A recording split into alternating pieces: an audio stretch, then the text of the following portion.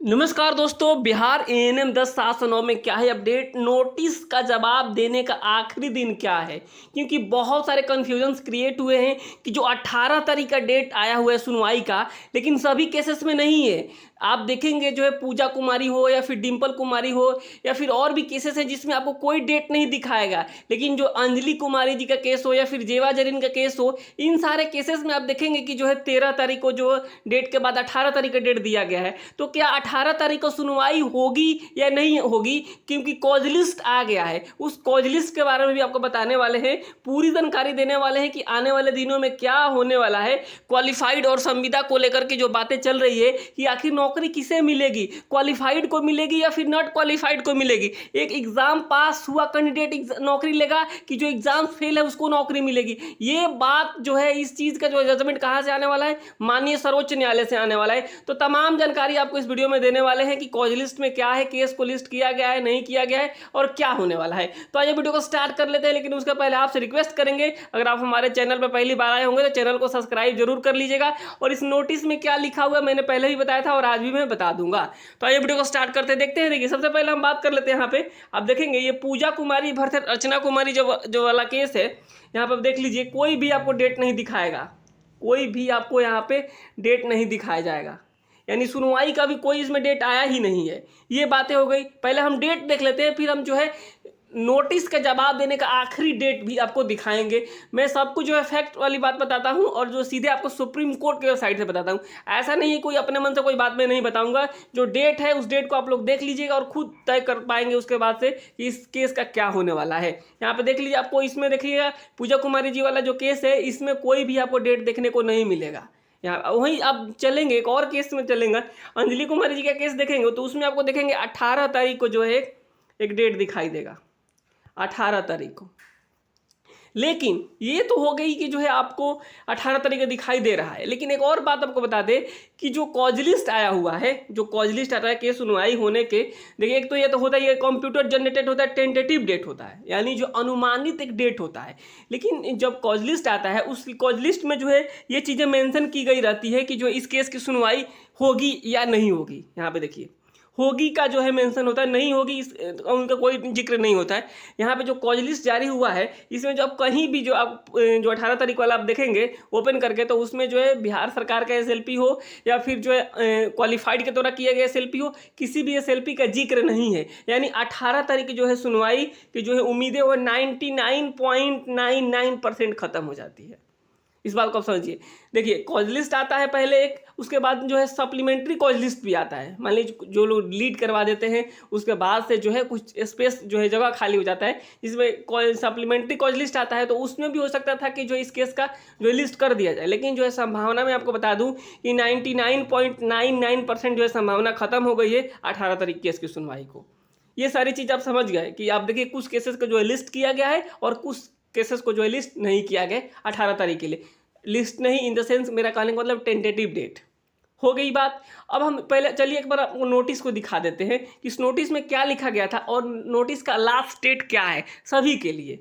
यहाँ पे आप नीचे आएंगे तो आप देखेंगे यहाँ पे यही सारी बातें जो है लिखी गई थी नोटिस में कि जो है यहाँ कृपया ध्यान दें कि उपरोक्त याचिका तथा इससे संबंधित मामले में, यहाँ पे देखिए अब ये डेट चेंज हो चुका है, क्यों जो है पहले 17 सितंबर को जो है लिस्ट किया गया था, इसलिए जो इस तरीके की जो है डेट इसमें नोटिस में दे दिया गया है।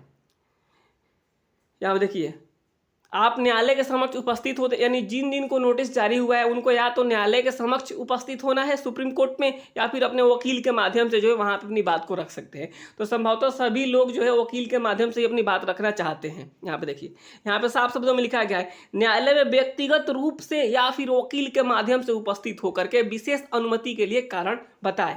यानी जो है विशेष अनुमति जो एसएलपी दायर किया गया है इसके लिए जो है इनको कारण बताना है। यहाँ पे देखिए, अतः प्रार्थना के अनुसार अंतरिम राहत प्रदान न की जाए तथा परिणामी उस अपील को स्वीकार न किया जाए। आपको जो रीजन से आपको क्यों नौकरी दिया जाए, उनको क्यों नहीं नौकरी दिया जाए, ये तमाम जो है सवालों के जवाब आपको अच्छे तरीके से सुप्रीम कोर्ट में रखना ही होगा। तो यही सारे नोटिस लगभग सभी को मिले हैं, जो है सबको नोटिस धीरे धीरे पहुंच रहे हैं। जो हाईकोर्ट में पिटिशनर थे उनको भी पहुंच चुका है। ये सारी चीज़ें, ये अपडेट है जो सबको जाननी जरूरी है कि नोटिस सबको पहुंच चुका है। लेकिन सबसे बड़ा ये सवाल आ रहा है सभी क्वालिफाइड बहनों की तरफ से या फिर नॉट क्वालिफाइड बहनों की तरफ से कि कि आखिर इस केस की सुनवाई कब होगी, ये भर्ती क्लियर कब होगा, किसी की नौकरी हो जाए, ये भर्ती जल्दी क्लियर हो जाए। इस तरीके की तमाम आप कमेंट्स देखते हैं। काफ़ी मैंने कमेंट्स देखे हैं जिसमें लोग कहते हैं कि ये भर्ती जल्दी से जल्दी क्लियर हो जाए, क्योंकि एक नया एसएलपी फाइल किया गया है। नया एसएलपी फाइल किया गया है तो उससे क्या देरी होगा। तो मैं आप सभी को बता दूं, चाहे आप कोई भी हो, नया एसएलपी जो फाइल किया गया उससे कुछ होने वाला नहीं है, और ना ही उससे कोई बदलाव होगा, और ना ही कोई उससे असर पड़ेगा। उस एसएलपी के लिए मैं आपको बता देता हूँ, आज ही बता देता हूँ, मैं यूट्यूब पर सबसे पहला आदमी हूँ जो मैं आपको बता रहा हूँ, शायद कोई नहीं बताया होगा, कि उस एसएलपी को फाइल करने के लिए एक जो है अगला जो है एक एप्लीकेशन डाला जाएगा सुप्रीम कोर्ट में, परमिशन टू फाइल। यहाँ पे देखिए, परमिशन टू फाइल के लिए जो है अर्जी डाला जाएगा, और 99% संभावना है कि वो जो है अपील खारिज हो जाएगा। इस बात को आप लोग समझिए, मैं आज ही कह देता हूँ। 1% संभावना है, मैं छोड़ देता हूँ, क्योंकि माननीय सर्वोच्च न्यायालय का बात है, 100% नहीं कहा जा सकता, लेकिन 99% आपको बताता हूँ कि ये खारिज होने की पूरी पूरी संभावना है। जो स्पेशल जो है फाइल करने के, जो एसएलपी फाइल करने के लिए जो प्रेयर टू एप्लीकेशन लगाया जाएगा, वो जो है आपको रिजेक्ट हो जाएगा। इस बात को आप लोग समझिए, और बाकी सारे केसेस चलते रहेंगे। ये मैं ऐसे नहीं कह रहा हूँ, मैंने पुराना केसेस है जो उसको देखा है, इसमें इस तरीके की चीज़ें हुई थी कि एसएलपी चल रहा था, एसएलपी चल रहा, बाद में उसमें एसएलपी फाइल किया गया, उसके लिए एप्लीकेशन डाला गया, तो वहाँ पे सुप्रीम कोर्ट ने उसे खारिज कर दिया। और बाकी जो एसएलपी है क्वालिफाइड की तरफ से, चाहे अंजलि जी का हो, चाहे फिर पूजा जी, डिम्पल जी, जो भी जवाहर जी, तमाम जो कांति कुमारी जी, सुषमा कुमारी जी, ये सारा एसएलपी चलते रहेगा। तो इसमें आप सभी को परेशान होने की बिल्कुल भी जरूरत नहीं है। अब हम आते हैं अगले पॉइंट पे कि जो है इस नोटिस का आखिरी डेट क्या है। उस नोटिस को आप सभी देख लीजिए। आपने देख लिया, यही सारा नोटिस लगभग सबके पास पहुंच रहा है। अब नोटिस का आखिरी डेट देखिए, टेंटेटिव डेट जो है आपने देख लिया कि 18 तारीख को सुनवाई होने वाली, संभावना नहीं है सुनवाई होने की, 99.99% जो संभावना नहीं है सुनवाई होने की। अब जो है एक और बात आपको बताते हैं कि जो है आखिरी डेट, उसको देख लीजिए आप लोग।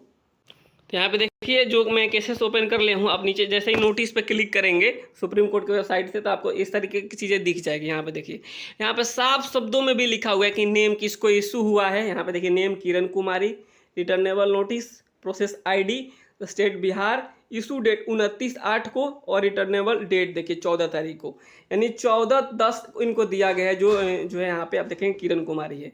अगला जो नोटिस आप देखिए, डिम्पल कुमारी को भी इशू हुआ है, यहाँ पे देख सकते हैं स्टेट बिहार, और जो इशू डेट 29/8/2024 को है, और रिटर्नेबल जो डेट है 14 तारीख को। यानी इनको भी जो नोटिस इशू हुआ है, इनको 14/10 के पहले पहले किसी भी हाल में आपको जवाब दे ही देना है। आप आगे देखेंगे बेबी कुमारी जी को भी इशू हुआ है, इनका भी जो डेट आपको दिखेगा 14/10 को ही दिखेगा। यानी तमाम जो नोटिस है उसमें किसी में 4 दिखेगा, लेकिन मैक्सिमम जो नोटिस हैं उसमें आपको 14 तारीख दिखेगा। यहाँ पे देखिए 14 तारीख जो है आखिरी डेट है, यानी 14 तारीख के बाद किसी का भी आपको डेट देखने को नहीं मिलेगा। यहाँ पे देख लीजिए, जो सेक्रेटरी को जो हुआ है BTSC का, यहाँ पे देखिए उनका भी जो डेट है 14 तारीख तक ही है, यानी 14 तारीख को तक इनको भी जवाब दे देना है। आप देखिए चेयरमैन साहब को भी इशू हो गया है, पर इनका भी आपको देखेंगे लास्ट डेट 14 तारीख की है, 14/10 को ही है।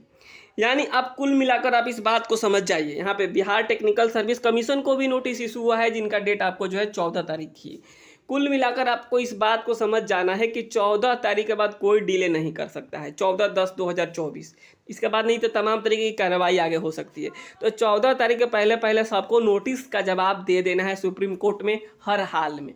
ये एक बहुत बड़ा बात है, और जो भी कन्फ्यूजन्स है कि आप लोग इस बात को कन्फ्यूजन्स को दूर कर दीजिए कि देखिए, जब तक ये नोटिस का जो है जवाब नहीं आता है सुप्रीम कोर्ट में, चाहे कोई भी हो, जितने लोगों का मैंने नाम बताया है, इसके अलावा और भी लोग हैं, ये लोग जब तक सबमिट ना करें, या फिर जो है 2018 नियमावली की तरफ से अर्चना जी सबमिट ना करें, या फिर बिहार सरकार सबमिट ना करे, तब तक जो है सुनवाई अच्छे तरीके से इसमें हो नहीं सकती है। डेट आएगा और वो डेट ऐसे ही एक्सटेंड कर जाएगा, जिस तरीके से 13 तारीख को एक्सटेंड हुआ था।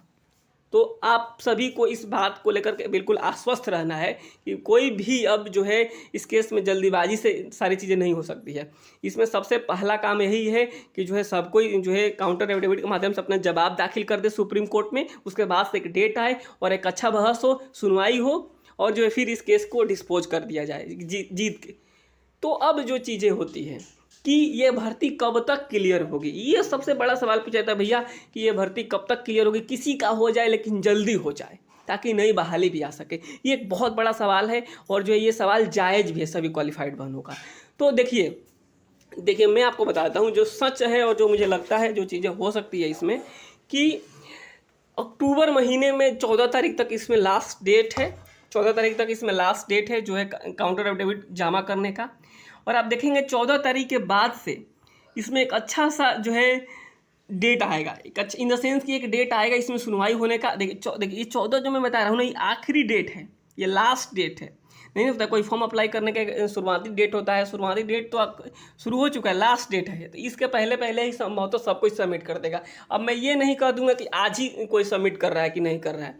देखिए इसकी जानकारी मेरे पास अभी नहीं है कि बिहार सरकार कब जमा करती है। शायद किसी को जानकारी हो गई हो तो बता रहा हो कि आज जमा कर दी और कल कर दे, तो अच्छी बात है। मैं तो सोच रहा हूँ कि जल्दी से जल्दी जो उन लोगों की बातें सच हो जाए और आज कल में बिहार सरकार सबमिट कर दे, ताकि जो सब कोई जल्दी जल्दी सबमिट करे और जो इस केस में जल्दी से सुनवाई हो सके। सभी बहनें हम लोग यही चाहते हैं कि ये भर्ती जल्दी से जल्दी क्लियर हो जाए, जल्दी से जल्दी क्लियर होना चाहिए। तो अब देखिए जैसे ही 14 तारीख के पहले पहले जब सबमिट हो जाएगा सब कुछ, इसमें एक बहस होगी और बस केस ख़त्म, यही होने वाला है। बहुत लंबा केस खींचेगा नहीं।